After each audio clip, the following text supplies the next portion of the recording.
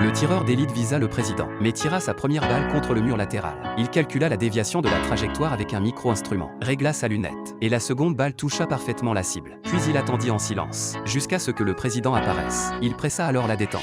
La cible s'effondra sur le coup. Les gardes levèrent leurs jumelles pour le localiser, mais il tira calmement, indifférent à être repéré. Lorsque sa position fut exposée, il démonta rapidement son arme et la rangea dans son sac, installa un leurre, et partit tranquillement. Seul son appartement attirait l'attention de la police, ce qui masquerait mieux ses traces. Avant de partir, il déclencha une alarme, pour détourner toutes les forces de l'ordre. Il monta dans le véhicule préparé, et quitta l'hôtel avec calme. Quand la police arriva, le sniper sourit. Il retourna au parking, changea de véhicule, et même si la première voiture était fouillée minutieusement, la police ne pouvait plus le tracer. L'équipe d'intervention fit irruption par la porte, mais tomba dans un piège explosif préparé à l'avance. L'explosion effaça toute trace, et le véhicule caché fut également détruit, éliminant toute possibilité de poursuite. Le tueur s'évanouit comme un fantôme, comme s'il n'avait jamais existé. Mais il n'avait pas prévu que les points de contrôle en ville étaient désormais renforcés par plusieurs fois plus de policiers. Chaque véhicule était inspecté minutieusement, même déguisé en universitaire. Il fut arrêté et on lui demanda d'ouvrir le coffre. Effectivement, la police découvrit une cachette dans le coffre. Étrangement, après vérification, ils le laissèrent passer. En réalité, l'arme n'était pas directement placée dans la cache, mais avait été démontée et intégrée à la structure du coffre. Le canon était devenu une tige de soutien, le mécanisme de tir dissimulé dans la doublure,